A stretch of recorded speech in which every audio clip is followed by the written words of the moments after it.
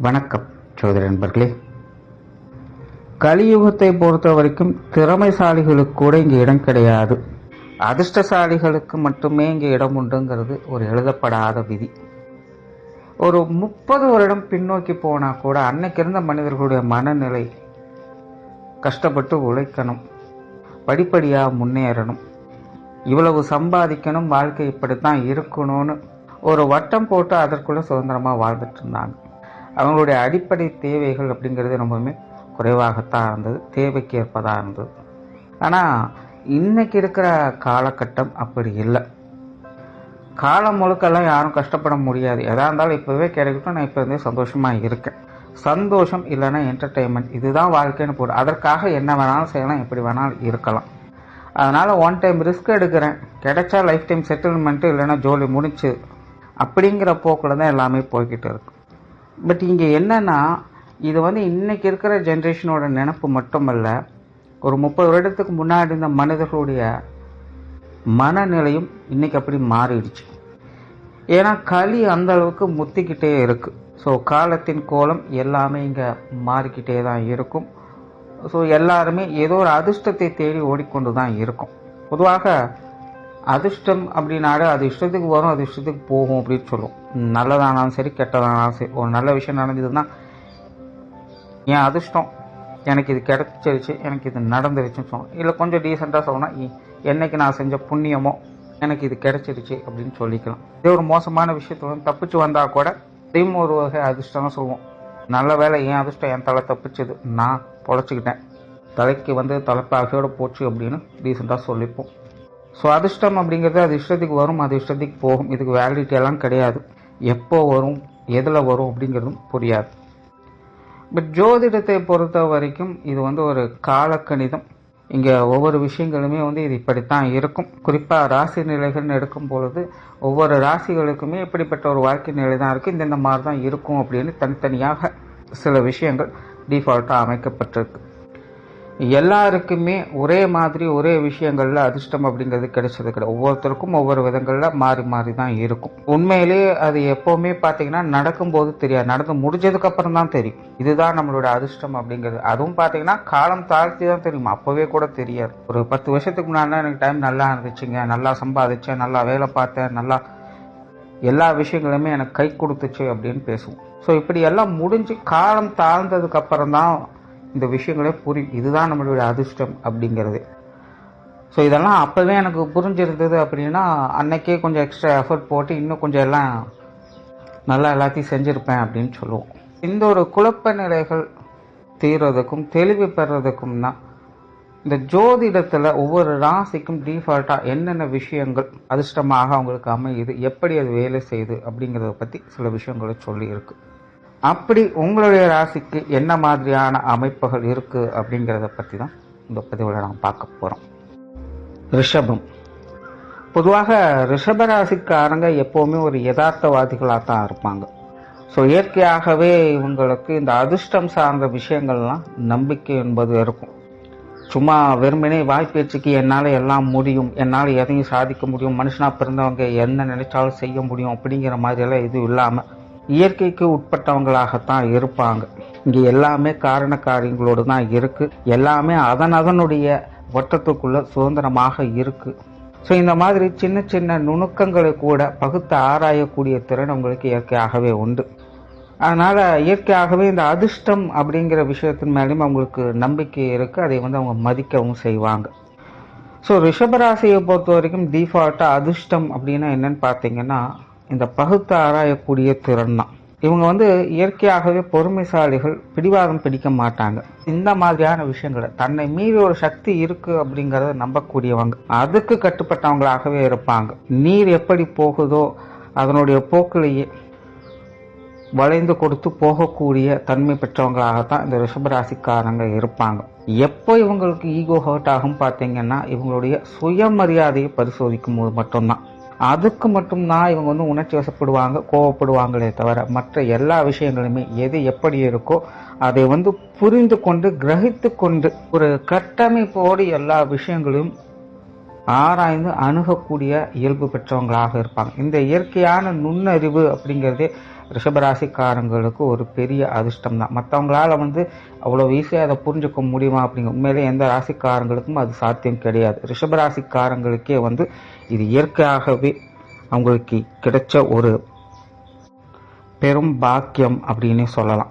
தொலைநோக்கு பார்வை, எதையும் ஆராய்ந்து செயல்படுறது, வசீகரமான செயல்பாடுகள், இதெல்லாமே ரிஷபராசிக்காரங்களுக்கு தன்னிச்சையாகவே ஏற்படும். உண்மையிலே பிளான் பண்றதுக்குன்னு தனியா பிளான் எல்லாம் பண்ண மாட்டாங்க. ஒரு இக்கட்டான சூழ்நிலைகள் ஏற்பட்டாங்க கூட ஸ்பான்டேனியஸா சில முடிவுகளை அவங்க எடுத்துருவாங்க. அந்த அளவுக்கு அந்த சூழ்நிலைகள் அல்லது அந்த பிரச்சனைகளை அவங்க ஈஸியா கிரகிச்சிடுவாங்க. அதுக்கு ஏற்ற அளவுக்கு உங்களால் ஸ்பான்டேனியஸாக ரியாக்ட் பண்ண முடியும். இதே மற்ற ராசிக்காரங்க அப்படின்னா என்னதான் திறமைகள் இருந்தாலும் அந்த இடத்துல கொஞ்சம் தடுமாற்றங்கள் இருக்கும், உணர்ச்சி வசப்படுறது இருக்கும், ஏற்ற இறக்கங்கள், குழப்ப நிலைகள் எல்லாமே இருக்கும். ஆனால் ரிஷபராசிக்காரங்க அப்படி கிடையாது. என்னானாலும் பார்த்துக்கலாம் அப்படிங்கிற ஒரு தெளிவு அவங்களுக்குள்ள இருக்கும்.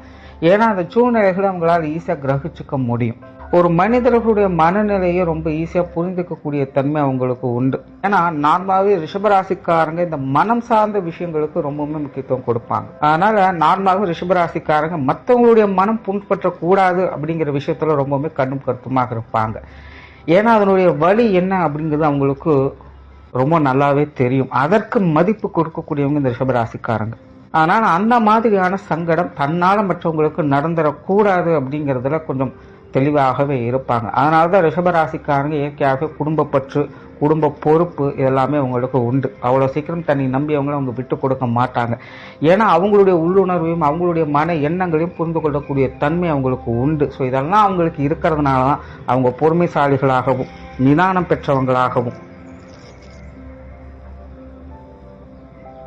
மற்றவர்களுக்கு வழிகாட்டிகளாகவும் அவங்களால இருக்க முடியுது. ஸோ ரிஷபராசிக்குன்னு உண்டான சிறப்பான அதிர்ஷ்டமே இதுதான். மேலே மற்ற ராசிக்காரங்களுக்கு கிடைக்காது. பட் இதெல்லாம் முன்னாடி சொன்ன மாதிரி தான். அந்த டைம்ல புரியாது. சும்மா போற போக்குல ஏதோ ஒன்று செஞ்சோம் அப்படிங்கிற மாதிரி எல்லாத்தையுமே செஞ்சு முடிச்சுட்டு வந்துடுவாங்க. ஆனா பின்னாடி இருந்து யோசிச்சு பார்க்கும் பொழுதுதான் அது தெரியும். அன்றைக்கு எவ்வளவு பெரிய விஷயங்கள் நம்மளால செய்ய முடிஞ்சது, அந்த நேரத்துக்கு நம்ம இந்த அளவுக்கு யோசிச்சு இதை செஞ்சிட்டோம், இதை நம்ம விட்டு கொடுத்துட்டோம், அல்லது இதை பிடிவாதமாக இருந்து சாதிச்சிட்டோம் அப்படிங்கிற எண்ணமெல்லாம் பின்னாடி காலத்துல தான் அவங்களுக்கு உண்டாகுது. இது எப்படி அவங்களுக்கு சாத்தியமாச்சு அப்படிங்கிறது அவங்களுக்கே தெரியாது. இதுதான் அவங்களுடைய திறமை. அந்த திறமை தான் அவங்களுடைய அதிர்ஷ்டம். ஸோ காரிய சிறப்பு வாய்ந்தவங்க ரிஷபராசிக்காரங்க. அதாவது காரியவாதிகள் கிடையாது, காரிய திறன் உடையவங்க கிடையாது. வலுக்கட்டாயமாக எதையும் இவங்களை செய்ய வைக்க முடியாது. ஆனா இவங்க முன் ஒரு விஷயத்த செய்யணும்னு நினைச்சிட்டாங்க அப்படின்னா அது தனக்கு மட்டுமல்ல, தன்னை சார்ந்தவங்களுக்கு பயனுள்ளதாக ஒரு செயலாகத்தான் அது இருக்கும். சும்மா தனித்துவமாகவோ எந்த ஒரு விஷயத்தையும் செய்யலாம். ஒரு பொதுவான வகையில எல்லாருக்கும் பயன் தரக்கூடிய வகையில ரொம்பவுமே நுணுக்கமான செயல்பாடுகளோடு மற்றவங்களை வசீகரிக்க தன்மையோடு செயல்படக்கூடிய அமைப்பு இந்த ரிஷபராசிக்காரங்களுக்கு தான் உண்டு. அதுலயும் குறிப்பா இந்த ஸ்பான்டேனியஸ் அப்படிங்கிறது ரிஷபராசிக்காரங்களுக்கே உண்ட ஒரு சிறப்பான அமைப்பு.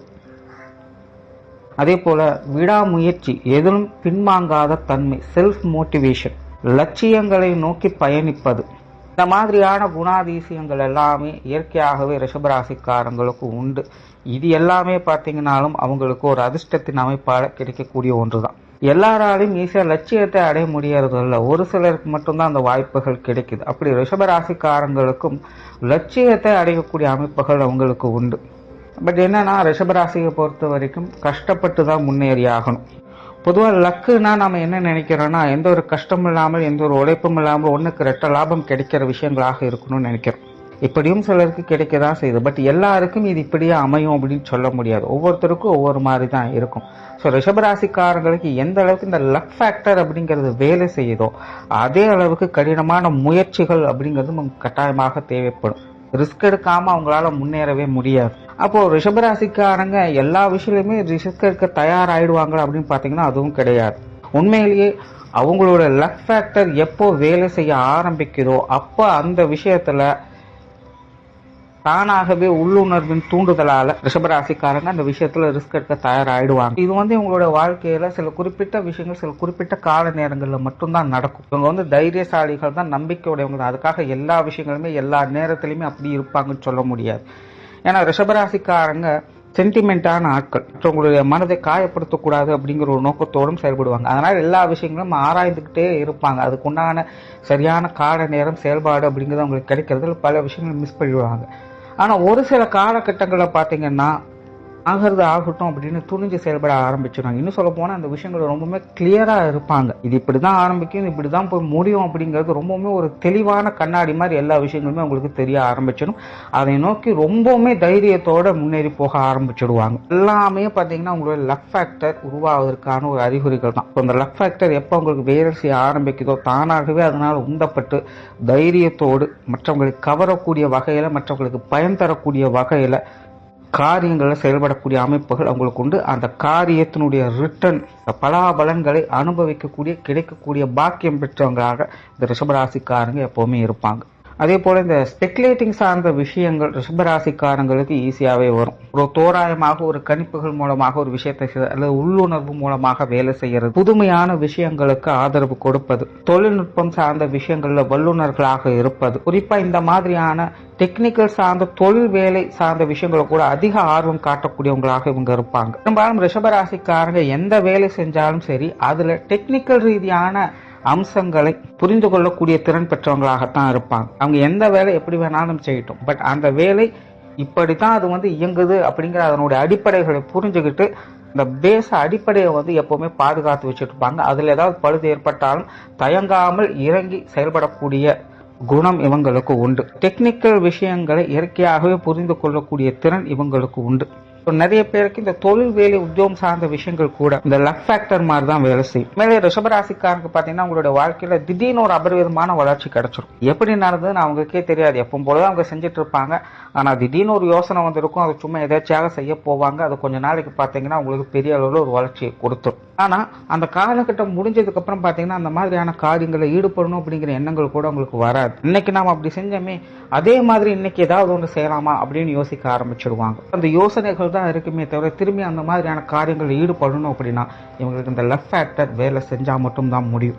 அப்படி அது வேலை செய்யும் பொழுது அந்த காலகட்டங்களை இவங்க ஆட்டோமேட்டிக்காகவே தைரியமாக அந்த காரியங்களை இறங்கி செயல்பட ஆரம்பிச்சிடுவாங்க. சுருக்கமா சொன்னா இந்த ரிஷபராசிக்கு அதிர்ஷ்டம் அப்படிங்கிறது உங்களுடைய சிந்தனை ஆற்றல், புரிந்து கொள்ளக்கூடிய தன்மை, காரிய அனுகூலம், உள்ளுணர்வால் தூண்டப்படக்கூடிய அம்சங்கள், இதை எல்லாத்தையுமே கிரகிக்கக்கூடிய அந்த அமைப்பு தான் அவங்களுக்கான அதிர்ஷ்டம்.